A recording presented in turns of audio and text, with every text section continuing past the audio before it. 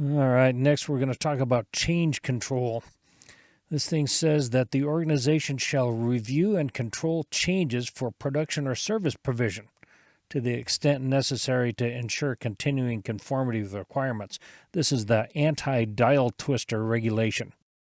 I'm going to show you this video about Top Gun pilots. The anti-dial twister, that came from an old friend I once had who coined that phrase, and I should give him credit for it. This basically is a fellow that comes on at the beginning of the shift and twists the dial to whatever way he wants it, because he is so sure that he's smarter than the engineer that designed that process that he can adjust it better than they can. To the credit of the IT people, this is better than it ever was. It's better than it was 10 years ago, because there are now workflows that capture any changes anybody makes to anything and gets it back down to who did it.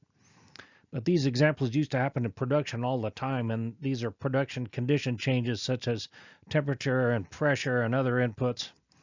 They are changes in raw materials, changes in methods, changes in process equipment, changes in quantity, changes in delivery date. And in process or service industries, this may involve a change in an actual sequence or operation of the process. Here's my favorite change control story. It's about an old fellow, and I say old fellow, but he was younger at the time than I am now, which is kind of crazy to think about. But back in the Stone Age, people used to get paid piecework, and he was running one of these. They're called Banbury mixers, and they're very common in rubber still. What he would do at the beginning of the shift every night was come in and reduce the drop temperature of his piece of equipment by about 5 degrees. And what then happened was he could mix his batches faster, and therefore he'd get paid more money. And in a way, the management liked it because he was able to mix more batches. But in a way, another way, it was bad because he wasn't completely sure that the batches were thoroughly mixed. But the point is, that was an unauthorized change, and I'll never forget it. So an audit conversation might look something like this. The auditor says, "Yeah, I see you're running your equipment at 150 C today." And the operator says, "Yeah, it runs better that way." And then the auditor says, "Well, your operating instruction says do not exceed 140 C." And he says, "Yeah, well, we haven't run it that way for a long time." And the auditor says, "Can you tell me who authorized the change?" And the operator says, "Sorry, it was like that when I got here." So the moral of the story is the auditor needs to see objective evidence that the change was authorized by somebody with the authority to do so. Otherwise, he's going to write a nonconformance against 856 for unauthorized change. All right, we're into product release. I've highlighted the most important of this in red. The release of products and services to the customer shall not proceed until the planned arrangements have been satisfactorily completed. What that says is don't send junk to the customers. And the danger on this is that the width of the specification grows with the need for the product. This was a common thing back in the Stone Age, and it still happens in certain industries. In any case, this decision has to be traceable back to the persons that authorized the release, and it might be a release committee of some kind. It doesn't necessarily have to be a human. Here's the audit question of the day. Is this thing conforming or not conforming? An OK stamp that's on the package. The answer to that is it depends. If there's a way to track who released it and how the actual records are retained internally, then it might be conforming. This basically sometimes can be a placeholder that says this thing has been checked and the actual records are elsewhere. But one of the things the auditor is going to do is probe into that and find out what the story is. Time for another fun video. I hope you take a minute or two and enjoy it.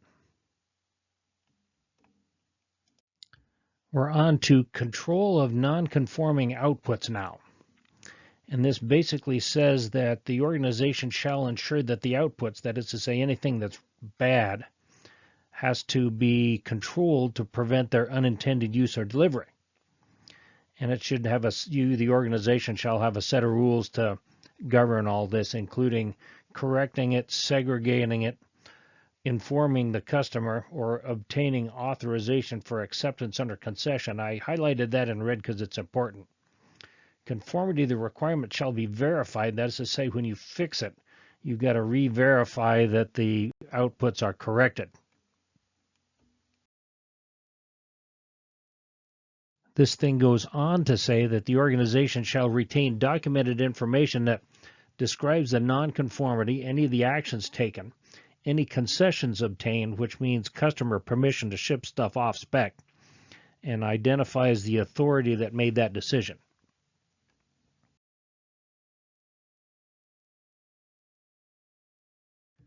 So here are your non-conforming system failure modes, so try to avoid these.